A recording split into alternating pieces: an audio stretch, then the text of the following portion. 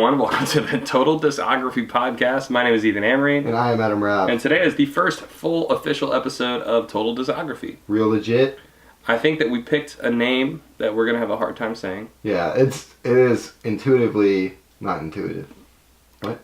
But I like it though. The Total Discography Podcast, the Total Discography Podcast. You just got to... It doesn't really roll off the tongue. It doesn't. That's all right. I just recently discovered that there's another podcast called Discography that's very similar to this podcast. Yeah. But that's okay. Yeah, they cover a different demographic. Yeah, we're different genres. You know, some people like Pepsi, some people like Coke, and some people like lemonade. That's true. By Beyonce. So today's the first episode, and if you listened to our preview last week, we just kind of explained that this is going to be a podcast where we go through the total discography of any given artist or band or whoever, and kind of just go album by album, track by track, back to the shack. And just explore that artist. And the first artist we're going to do is Weezer. Weezer. Why are we doing Weezer, Adam? It is because one, their Black album came out recently, and that was kind of the beginning of this when they announced that they were coming out with the Black album. You had a kind of like just a personal thing, right? Yeah. So I've had this complicated relationship with Weezer where I'm like the typical guy that loved Blue and Pinkerton and then kind of had this love-hate relationship with the rest of it. But then I kind of realized, like, well, I've never really given it a chance, and then it was reignited with the White Album. So I was like, what if I just spent a week, each week, just diving into an album by Weezer, like so, Blue, Pinkerton, Green, so on and so forth, and just like decide right now why I like it, why I don't like it, listen to ones I've never listened to. And then I told you about it, and it kind of turned into like, well, let's just podcast about it.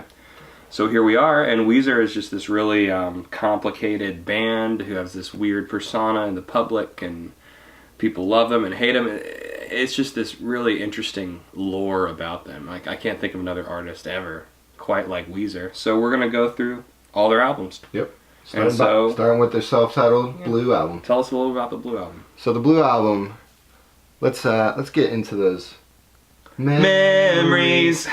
we came up with these segues, and then we try to signal to the other that we're going to do that, and then it doesn't work. Let's try that again. All right, ready? So first, let's dive into some memories. And all right, so the Blue album was released on May 10th, 1994. It was produced by Rick Ocasek. Did I pronounce that right? Ocasek. Of the band The Cars. Okay. And it was recorded at Electric Lady Studios in NYC, New York City, New York. It was widely well received, reaching number 16 on the U.S. Billboard 200, receiving RIAA triple platinum status. I was excited to see how you dealt with the RIAA thing. Yeah, just double A. I don't know. And Pitchfork gave it a 10 out of 10. Which is, as many people know, Pitchfork famously kind of hates Weezer now. Yeah. So. I feel like they're very critical about a lot of bands. Yeah, Pitchfork kind of just sucks. But we will never be sponsored by Pitchfork. Yeah. This is not a Pitchfork approved. If you try to give us money, we will burn it. That's not true. I'll keep the money. Yeah, we keep. Anyways. So, what is your personal experience? Very brief. What is your personal experience with the Blue album? All right, so Blue album, like we said in the preview, I got into Weezer a little bit late, like right out of high school, 2010-ish. And all throughout high school, me and my friends used to play Garage Band and Rock Band, all those Guitar Hero kind of games. And I liked Weezer's songs, but I didn't know they were part of the same band. And the Blue album was one of the ones that I knew the most songs, and my friend Dan got me into them when we went to California. And so that's a little bit of my history. I just love the Blue album. It was one of my trifecta of albums that changed my life, along with Bleed America by Jimmy Eat World and Dookie by Green Day. Music changed my life. Showed me this whole new universe of music. And the Blue album, I sincerely think is a perfect album. Yeah. Like, I don't think there's a bad song. There's not a song I don't think there's a decent song. I think they're all great. Yeah. Like, they came out they just came out swinging. Mm-hmm.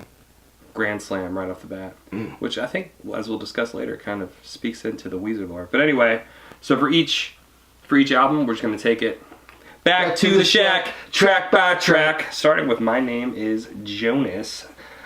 My Name is Jonas, I think, is a perfect song to introduce the world to Weezer because it's a very, like, people relate with it, especially at the end when they're chanting, "The workers are going home," because everyone, for the most part, relates with that. Yeah, especially middle school kids.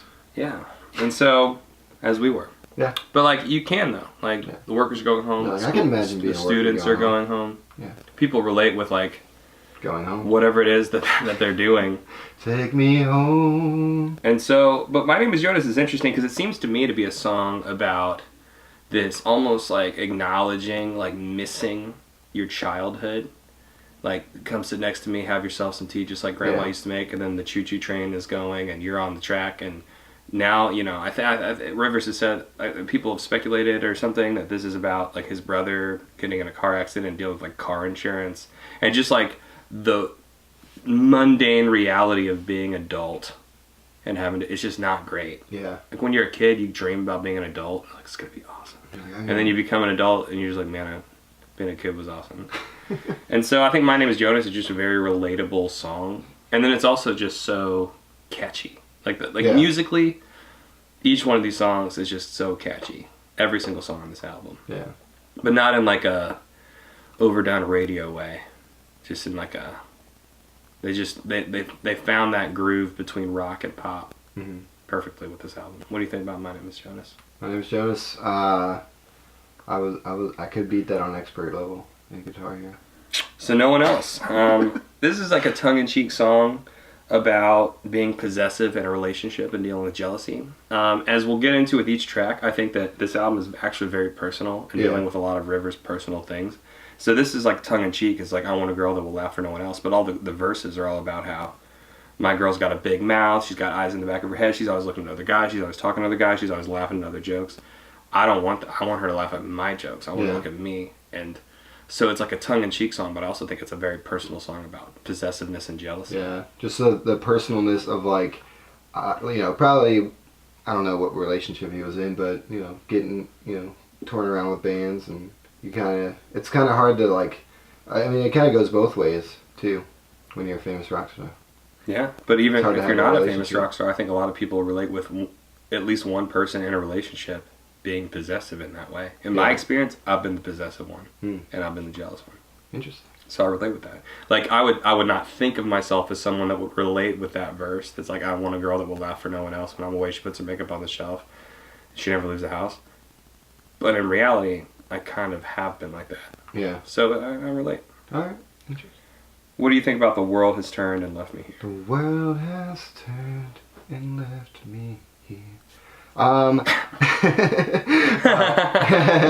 It is a classic breakup song. It's kind of just it's a classic Weezer song too, where it has like kind of like a melancholy feel to it, but it is upbeat, and you find yourself like singing along, and you're like, oh man, you're kind of like sad, but the beat's still kind of happen. Musically, it's just a lot of guitar ballads. Like where on Pinkerton, the next album, they get a little weird. Yeah. A lot of like that feedback and guitar stuff. Whereas this is like a cleaner record, just like the cleaner cover. Buddy Holly is arguably the most beloved Weezer song. Either that or like Say It Ain't So. Especially with the music videos for this album were produced by Spike Jones. Spike Jones. Spike Jones. Jones is different. I think it's Jones. You gotta be careful. Is it Jones? There's a Spike Jones and there's a Spike Jones. Spike Jean Ferragin. He directed some Arcade Fire stuff later. He did Her. He's done some stuff. He did some Jackass stuff. I think the music video for Buddy Holly is like it's a classic. It's a golden standard. I mean, it's literally a classic. They're in the Happy Days. Yeah. For those of you who haven't seen it, it's a music video where they've like super cut themselves in, or imposed themselves. Superimposed. Supercut. It's not a supercut. They put themselves into this in the Arnold's from Happy Days, and they just play it. But like I was looking a little bit into the backstory of Buddy Holly. First of all, Rivers did not like the song, and he didn't feel confident in it, and didn't want to put it on the album. Other members of the band, and especially the producer Rick Osaka,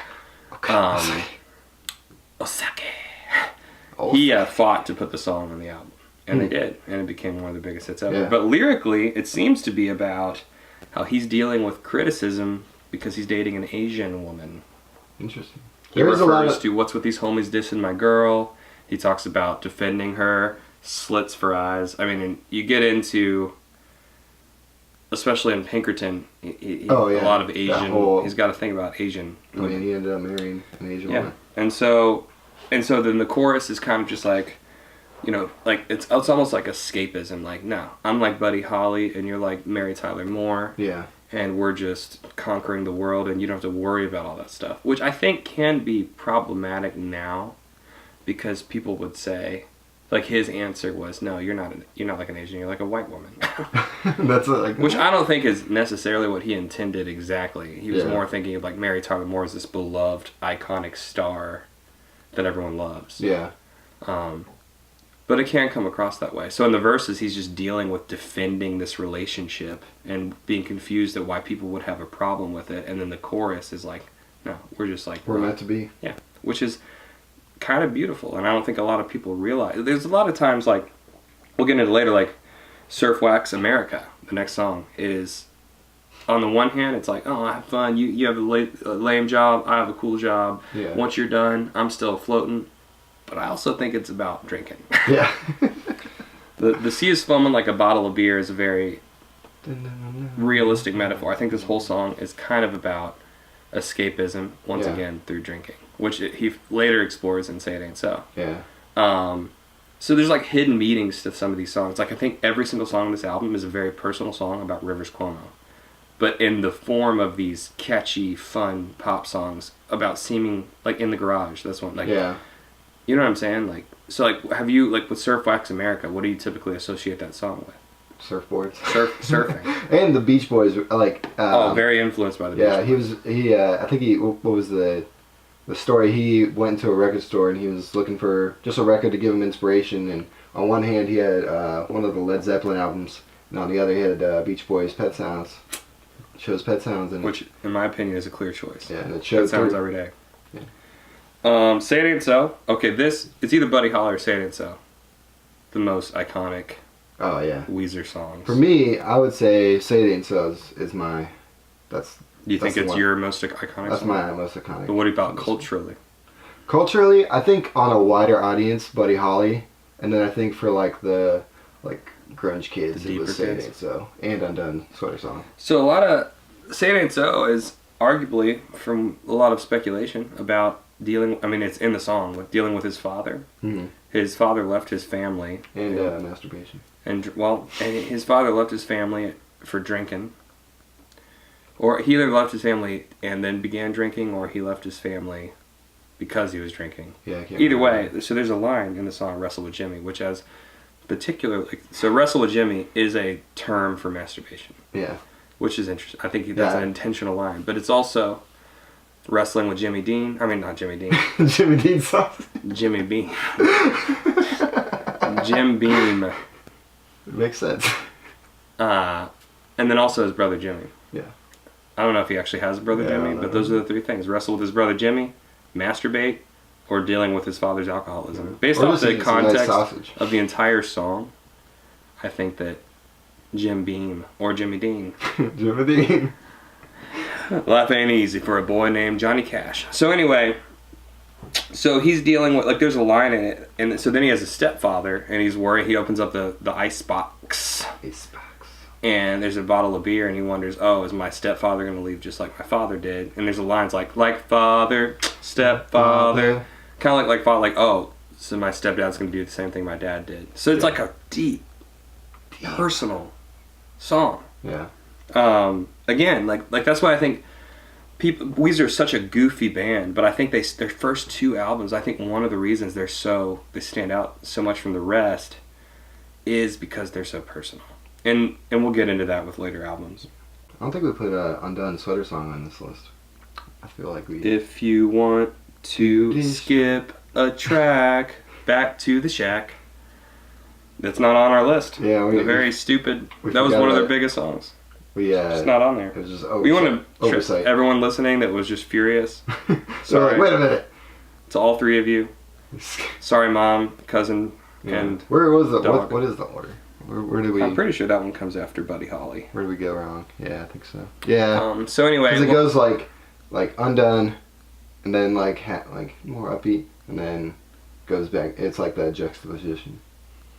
I don't know what I'm talking about. So, Undone Sweater Song is a classic. Wasn't that the first single? I think it was. And that's just like a goofy, weird with an song. Amazing video. Yeah. Also directed by Spike Jonze. Yeah. And that song, honestly, is just like about. What do you think that song's about? I think it's kind of like a existential song. Like he's talking, and it uses the awesome metaphor of the unthreading of a sweater and like kind of being undone, like existentially, like things that you're he's at a holding party on to. and he's exhausted from dealing with people. I think this song and In the Garage and other songs deal with his introvert. He's an introvert. Yeah. And it's exhausting for him. And now he's got a major label album. He's got all this stuff, and he's got to deal with this now in a drastically higher degree than he ever did. Probably when he wrote the song, because they weren't Weezer yet. I mean, they weren't. So, Undone. I actually made the point before that people that hate Beverly Hills, very similar songs. Yeah, we played those like the chorus. Is it the chorus? They're kind of like similar. Very similar. You can sing styles. them. You can sing them at the same time. Yeah. But anyway, so In the Garage, this song is one of the, when I was like going through the tracks and the lyrics, this is one of the ones that I relate with the most. Yeah. It's basically like an everyman song. In some ways, it's like a sequel to My Name Is Jonas, because it's just like you can easily relate to it. And I think it's cool. I think you can relate to it because everybody has a place like this. It might not be a garage. It might be your bedroom or like a little room in your house that's kind of like yours, and it's a place where you got your, what do you got? You got some Amberlin, got Lost, got some. You got things on the wall. There are things on the wall. But like this safe place, so you might not relate with the Dungeons and Dragons posters or what are the different things he's referencing, but you can relate. I'm like, oh yeah, I have this and I have that. And also, again, I think it's just speaking into Rivers Cuomo feels safe in his garage by himself. Yeah. It's about introversion, which I relate to because I can be very introverted. Yeah. Like today. This morning, I was like, man, I wish Adam wasn't coming here and do this stupid podcast so I could just be alone all day. Sorry to disappoint. That's okay. But so yeah, and again, so it's like this relatable song and a poppy song and not too serious of a song, but also it's a meaningful and personal song. Yeah. So, Holiday, I looked it up. I didn't know this, but supposedly a lot of people think this is a song. I mean, when you listen to it, it's like, oh, some couple, let's get away. But a lot of people think it's a song about the band signing to a major label. Yeah. It's like To a Stranger Distant Land where they don't tell the truth and all this different stuff. And it's like, it's almost like, oh, we've been doing this thing and now we're going to escape to this land of fame. And labels like are notorious for screwing over artists, for kind of like putting their agenda above the bands that they work with. And I like that, what you said, like, let's go away for a while. You and I. That actually wasn't me that said that. That was actually Rivers Cuomo. Oh, that's probably. Yeah. I often get mistaken. But again, a very personal thing about the band, but it can be related to as well, and just like a relation, like, oh, I want to get away with my girl. Yeah. Oh. Speaking of girls, I think you and me as men who have been boys and everywhere in between, whatever that means, adolescent, can relate with having some crush on someone that you just think is inaccessible, like, and you like just a teacher, or even someone that's your age, because sometimes teachers are accessible, and that's really messed up. Yeah, that's true. But you just think, and it's really nice to think, like, oh, woe is me, only in like it's only a dream, and I know that I related with this song in that way about girls. Like, I'm like, well, this will just be my little thing, and when in reality, like, I've been so. Not to get too personal here, but I haven't been so confident about girls in my past, and there's probably some relationships that I could have had that I never went for, just because I was scared. But anyway, the last song, Only in Dreams.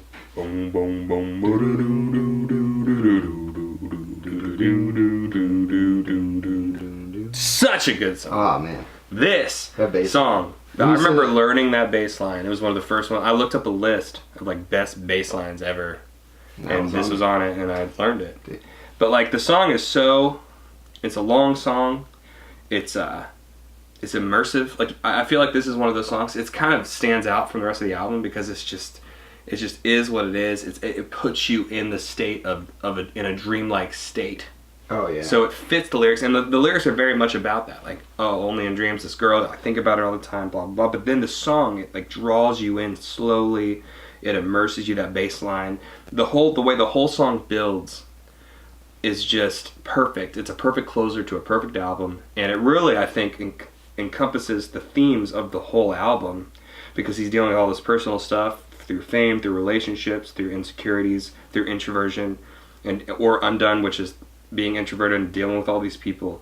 And then you end in this dreamlike state where it's just like you can escape, because a lot of the album's about escapism, and you become immersed in this dream, and then that's what sends out the album. And that's why personally this is my favorite song on the album, because it's just I think a perfect closer to a perfect album, and it really blends the music perfectly with the theme of not only the song but of the album. And I haven't really thought about a lot of what I just said. It just came out flowing beautifully, like a perfect improvisation of my feelings about this album. That was very beautiful. Something in that coffee. It It was very beautiful. It was very beautiful. No, it's not true. We did have 3 boiled eggs and some coffee. But so anyway, any thoughts? You ready? Any thoughts about Only in Dreams? We keep trying to do these cute, like, you ready to everybody to get to. No. Any thoughts about Only in Dreams? So Only in Dreams, actually, for the record, you can say no. I mean, I did just do a perfect little summary. I can't really, like, it's like trying to. I don't know how you follow that up. Yeah, I can't. Honestly. I actually like to think, like I was saying earlier, I think, and you kind of brought this up to me a little while ago, that some of the albums that Weezer comes up with, there's like corresponding songs that kind of fit within each album, and I think that the end of the Blue album, Only in Dreams, is kind of similar to like not the sound but the feeling of Butterfly at the end of Pinkerton, where they both have that like contemplative feel. It's almost like they're real long songs, both of them, and they're very contemplative, and you kind of like get lost in the song. Are you ready to get dangerous? Everybody get dangerous. Ooh yeah. So now we're just gonna like look at how things were received, how the critics responded, how the fans responded, how Rivers responded. Why don't you roll through some of that stuff, A-Rod? All right. So the Blue album, coming out of the gate, was one of their most positively received albums. Got 10 out of 10 for Pitchfork, who famously gives them regular horrible reviews. They recently have the Black album at 5.7 out of 10. But they also ranked this later on as the 26th best album of the 90s. Yeah. So 10 years. It's crazy. It's not bad. So yeah, it's considered one of the best albums of the 90s. Rolling Stone ranked it at 297 out of 500 best albums of all time. There's a lot of best ofs, must-haves, what have yous. That this album is a part of the conversation. And in terms of like, so like this we're kind of exploring with this catalog this thing about Weezer, where they're very beloved but they're very hated. Yeah. And we're kind of we want to, with each album, figure out how that fits in to like the Weezer lore. Like how does the Weezerverse, Weezerverse. How did they get to this place? And I think with this album, like I said, it's a very personal album, but that was received very positively. So I think Rivers Cuomo saw that. He's like, I just wrote this really personal album. People really relate with it. And I think he kind of doubled down on that for Pinkerton, which we'll later discuss how like that it just was not received well, even though now it's like the cult favorite.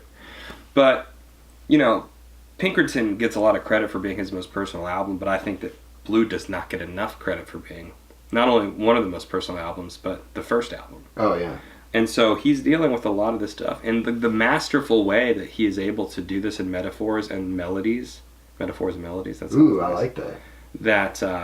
That relate with so many people is not something that everyone can do. So a lot of people just hate Weezer or like say he's not good or whatever. But what he did with Blue Album is something that a lot of people cannot do. Oh, yeah.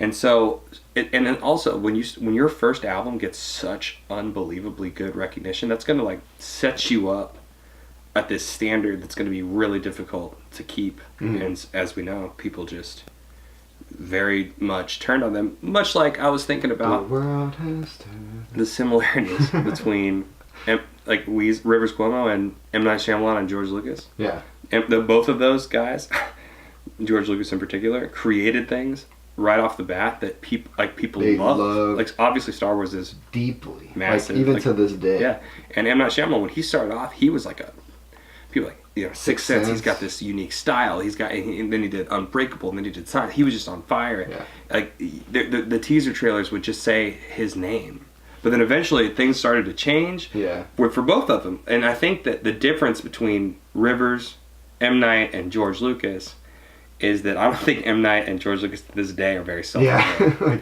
like they just like, no, I'm brilliant. But it's like almost Rivers, like an arrogance. Yeah.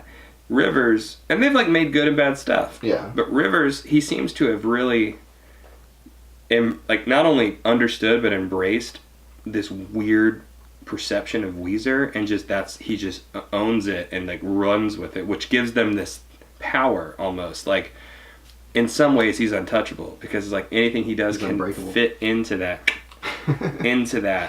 Weezer lore. And so like, and then, you know, M. Night and George Lucas, man, he was just like, screw it. Yeah, he just sold here you go, you can have this, and I'm just gonna chill. Like, here you go, Disney. Thanks. And then M. Night, I truly think he's just complete. I don't want to make this a podcast about that, but he's just very unaware of himself. Yeah. He thinks he just still to this day thinks he's just the man, and he's not. But he created awesome stuff, and so Rivers did too. And I think Rivers has created some really terrible stuff, but I don't think it's as bad as in a lot of ways it's supposed to be terrible. Yeah, and we were talking about earlier. I was thinking that with the Black Album, it's kind of like Weezer. Or it's kind of like Rivers is like giving his review of his fans, of the people that listen and have listened to him over the last how many years. And we'll explore that more with a Black Album. We're just gonna do favorite and least favorite song on the album, and then a little teaser for next week. So what was your favorite song? I think you already said. We have both kind of already said our favorite song, but actually looking over the list. Well, seeing as Undone Sweater Song is not on the list. But, let me see, what is it? I'll go first. My favorite song, as I kind of already said, is Only in Dreams. Not only because it's one of the first I used to be into music, like playing music. And I played bass, which is such a cliche. Like, oh yeah, man, my band, I played bass. That was great. Anyway. It's just a meaningful song, and I just think it's a really awesome way. Like, not a whole lot of albums have such a song that encompasses the whole album, but in such a different realm like this song does, and it's just such a good song through and through. Musically, lyrically, thematically, and that bass line, dude. It's just intoxicating. It's intoxicating. Do. We could do a whole podcast of just humming that bass line. So that's my favorite song. Alright, it's a toss-up between Say It Ain't So and Undone Sweater Song. Mm-hmm. I think Undone Sweater Song. Are you just doing that because you feel bad because we left it off the list? No. Like I'm going to make up. No, I genuinely love that song just because it's so different than any other song. Sing the chorus. If you want to destroy my sweater, whoa, whoa, whoa, pull this thread as I walk away. Beverly Hills. We can't do this. This is hard. So anyway, Undone Sweater Song is your favorite? Yeah, I'd say. Just because it's so different and the music video is just iconic. And then we have we have Rivers looking like Eric Foreman from That 70s Show, which was pretty funny. They somebody was like what's the actor's name for Eric Foreman? Topher Grace. They somebody tweeted at Topher Grace and was like, hey, if someone does a biopic on Weezer, you should be Rivers Cuomo. He was like, I'll do it. So that'd be hilarious. What's your least favorite song on this album? Least favorite? I know it's, for the record, we love this album. We love every song. Oh, yeah. So if picking a least favorite is like, we still love it. It's just like a thing. I think for me, I think The World Has Turned to Left Me. That's mine too, man. There we go. I think that's the most standard breakup You know, world has turned and left me. But which I related to as a kid. Yeah, it's just not as dynamic. It's just not a very interesting song. But it's a good track 3. Yeah, it's great. Keep things rolling. Still good. But yeah, I would say that the overall takeaway from exploring this album is that songs are not always as they appear. Yeah. A lot of these songs, just surface level, are just pop rock songs that everyone can relate with. But I think that they're also exploring like a deeply personal look at River psyche. In fact, you know the song "Escape." You know that song? Yeah. The Pina Colada song. You like Pina coladas are getting caught in the rain. Do you know what that song's about? Yeah. No, tell me. Pina coladas, right? Yeah. Oh, the fruity drinks. Yeah. Well, you know what's interesting about that song is if you really pay attention to that song, it's right there in the lyrics. It's not even hidden. It's about a guy who's tired of his lady, so his wife or girlfriend or whoever it is. Probably. So he looks up in the paper and finds an ad for someone trying to cheat on their spouse and be like, hey, if you like pina coladas, getting caught in the rain, making love at midnight, wine, all this stuff, if you're not into yoga, if you're into champagne, come, let's just escape together. So he's like, let's do it. So he responds to this ad of this person wanting to escape. This is before Tinder. And then, this is, I don't even know when the song was released, but then, you know, he goes and meets he's waiting at the restaurant to meet this person he's going to escape from his lady with, and guess who shows up? His lady. Oh, his snap. lady ends up being the one that placed the ad in the paper. So both him and his partner were trying to escape from each other and cheat on each other, and then ended up with each other. So and then they're just like, well, that's weird. And like, but it's just this crazy thing. It's like super dark and weird and sad, but kind of like ironic. But no one knows that. Yeah, it's such a crazy song. Like such a like. It's just like, oh yeah, the Pina Colada song, kind of like Surf Wax. Oh yeah, let's go surfing, Surf Wax America. Blah, blah, blah. But that's about alcohol. You know what I'm saying? So songs are not always as they appear, and I think that's a really nice little theme of this record. Kind of wrapping up the Blue album, and you know, so next week we'll be talking about Pinkerton. Which will, you know, as people know, the first 2 albums are the most discussed Weezer albums. Oh yeah. And then the rest of the albums are the most discussed. Like, people are disgusted with them. Oh, wow. So anyway, that was Blue album. Next week we'll do Pinkerton. Any final thoughts? I'm excited. It's fun seeing how, with the history of these 2 albums, how they kind of play off each other, and they're kind of inseparable. You can't really talk about one without the other. So that's true. The Blue album by Pinkerton, or the Blue album by. Yeah, it's true, man. The Blue album by Weezerton. The Blue album by Weezerton. That's so funny. Good jokes, man. See you guys next week. Yep, thanks.